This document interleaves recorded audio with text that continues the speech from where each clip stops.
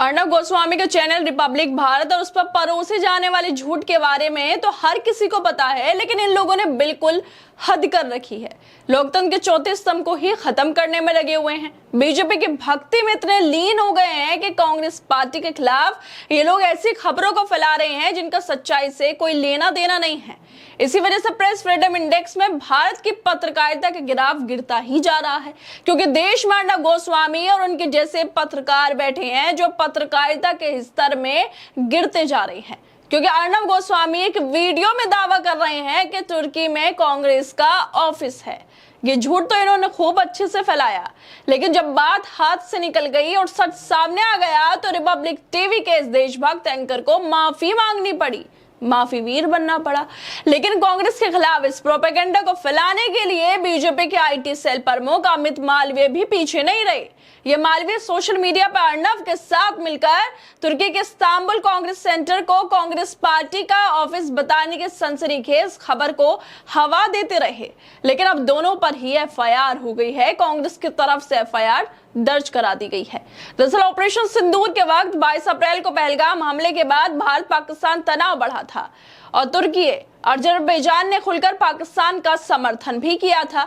इसी वजह से भारत में टर्की के बायकॉट की बातों ने जोर पकड़ लिया और इसी मौके का फायदा देखते हुए अर्नब गोस्वामी ने अपने खोजी सूत्रों जानकारों की जानकारी के साथ एक शो लेकर वो आ गए। कांग्रेस को बदनाम करने के लिए इन्होंने अपने शो में कहा कि कांग्रेस पार्टी का तुर्की में रजिस्टर्ड ऑफिस है। रिपब्लिक टीवी के एक प्रोग्राम में अर्नब गोस्वामी ने एक तस्वीर को दिखाया था जो इस्तांबुल कांग्रेस सेंटर की थी। ये तुर्की के इस्तांबुल में स्थित एक अंतर्राष्ट्रीय स्तर का कन्वेंशन सेंटर है। इसे इन्होंने भारतीय राष्ट्रीय कांग्रेस पार्टी का तुर्की में रजिस्टर्ड ऑफिस बता दिया था। इस्तांबुल कांग्रेस सेंटर सिर्फ एक इवेंट कन्वेंशन सेंटर है, किसी राजनीतिक पार्टी का ऑफिस नहीं है। लेकिन अर्नब ने सोचा कि वैसे ही मेरी पत्रकारिता पर सवाल उठते रहते हैं तो थोड़ा और फेक न्यूज फैला ही लेता हूँ, लोगों के अंदर कांग्रेस पार्टी के लिए भ्रम पैदा कर देता हूँ। मतलब किस मुंह से ये खुद को पत्रकार कहते हैं? इनको खुद पर वाकई शर्म आनी चाहिए पत्रकार कहते हुए। जब अर्नब की उनके दावों के लिए फजीहत हुई तो इन्होंने माफी भी मांग ली। रिपब्लिक डिजिटल की तरफ से एक बयान में कहा गया है कि गलत तस्वीर को अनजाने में इस्तेमाल कर लिया गया, जिसमें तुर्की में कांग्रेस का ऑफिस होने का दावा किया गया था।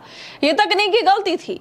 इस तस्वीर का उस वीडियो के कंटेंट या संदर्भ से कोई लेना देना नहीं था। यह क्लिप अर्नब गोस्वामी के डिबेट शो में 15 मई 2025 को प्रसारित नहीं हुई थी और ना ही इस गलत तस्वीर का चर्चा के विषय से कोई संबंध था। यह अनजानी गलती लाइव शो खत्म होने के बाद डिजिटल प्लेटफॉर्म पर हुई। जैसे ही हमें इसकी जानकारी मिली हमने फौरन ठीक कर लिया। हम इस गलती के लिए पूरी तरह से माफी मांगते हैं और इस पर हमें खेद भी है।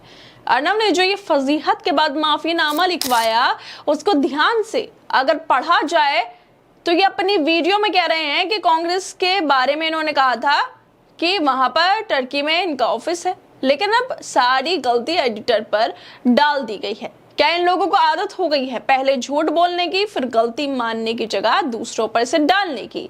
इस मामले को लेकर पत्रकार दयाशंकर मिश्रा भी लिखते हैं कि अर्नब के माफीनामे में भी झूठ है। अर्नब गोस्वामी का माफीनामा ध्यान से पढ़े। अर्नब गोस्वामी ने जो शब्द कहे वो वीडियो एडिटर की गलती कैसे हो गई? जब अर्नब बोल रहे हैं तो गलती दूसरों की कैसे हो गई? माफी में भी झूठ। अर्नब गोस्वामी पत्रकारिता के साख को खत्म करने के बाद लोकतंत्र और संविधान के लिए दुष्प्रचार का काम निरंतर कर रहे हैं। रिपब्लिक चैनल पर कड़ी कानूनी कार्रवाई होनी चाहिए जिससे दूसरे मीडिया चैनल भी सबक सीखे। प्रधानमंत्री के खिलाफ एक शब्द ना बोलने वाले, उनके शब्दों को आदेश मानने वाले सारे चैनल कांग्रेस के खिलाफ ही लगातार गलतियां क्यों कर रहे हैं? अर्नब गोस्वामी का झूठ जनता तक आसानी से पहुंच जाता है, खंडन कैसे पहुंचेगा? अर्नब के इस वीडियो को खुद बीजेपी के आईटी सेल के प्रमुख अमित मालवीय ने भी शेयर किया। उन्होंने भी बिना जांचे परखे वीडियो को शेयर कर दिया। वैसे बीजेपी के नेताओं से और क्या ही उम्मीद भी की जा सकती है। मालवीय ने लिखा था इस वीडियो को शेयर करते हुए, क्या आपको पता है कि कांग्रेस पार्टी का तुर्की में रजिस्टर्ड ऑफिस है? राहुल गांधी बताएं कि ऐसे करने की क्या जरूरत पड़ी? यह अजीब और समझ से बाहर है। भारत को सच जानने का हक है। याद रखे दुश्मन का दोस्त भी दुश्मन होता है। अब ये अमित मालवीय ये शब्द बोलने के लिए देश से कांग्रेस से माफी मांगेंगे।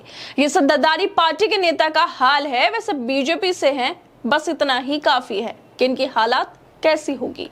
रिपब्लिक ने अपनी इस गलती पे माफी मांग ली है, लेकिन माफी अर्नब ने नहीं बल्कि किसी और की गलती बताकर। इस मामले को लेकर कांग्रेस के नेशनल स्पोक पर्सन भी लिख रही हैं कि सावरकर बनने से काम नहीं चलेगा, अर्नब गोस्वामी तिहाड़ की दीवारें आपको पुकार रही हैं। अर्नब और इनके चैनल ने जानबूझकर तुर्की के खिलाफ जनता के गुस्से का फायदा उठाकर कांग्रेस को बदनाम करने की कोशिश की है।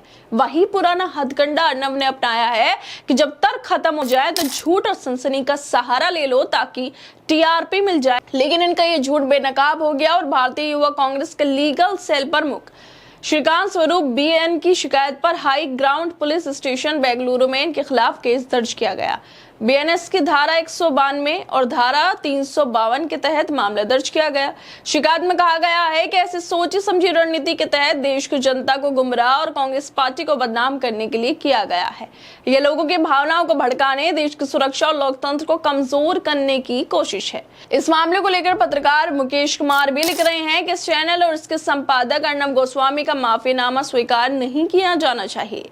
इस पर 500 करोड़ का आपराधिक अवमानना का केस दर्ज किया जाना चाहिए। ये सीरियल अफेंडर है, इसे बख्शना न सिर्फ मीडिया के लिए बल्कि पूरे समाज के लिए घातक होगा। देश भर में झूठ फैलाकर माहौल बिगाड़ने की कोशिश करने वाले रिपब्लिक भारत का एक ट्वीट में सॉरी कहकर पल्ला झाड़ना काफी नहीं होगा। कितने अफसोस की बात है कि अर्नब का चैनल और अर्नब जो बड़े देशभक्त बने फिरते हैं, झूठे आरोप लगा रहे हैं। मतलब कांग्रेसियों को ही नहीं पता कि टर्की में उनका ऑफिस है। ये जानकारी अर्नब से कांग्रेस वालों को मिल रही है। खैर दोस्तों, आप लोगों को क्या लगता है जिस तरह से कांग्रेस को बदनाम करने के लिए ये पूरा प्रोपेगेंडा चलाया गया कि टर्की में तो कांग्रेस का ऑफिस है, क्योंकि देश में जो हालात हैं, माहौल बन रहा है वो तुर्की के खिलाफ बन रहा है और इसी माहौल का फायदा उठाते हुए, आपदा में अवसर देखते हुए रिपब्लिक भारत वालों ने खूब कांग्रेस को बदनाम करने की कोशिश की है। लेकिन अब किसी और के कंधे पर गलतियों को डालकर माफी भी मांग ली गई है। आप लोगों को क्या लगता है इस वीडियो को लेकर? हमें अपनी राय जरूर दें। बाकी तमाम खबरों को देखने के लिए जुड़े रहिए हमारे साथ।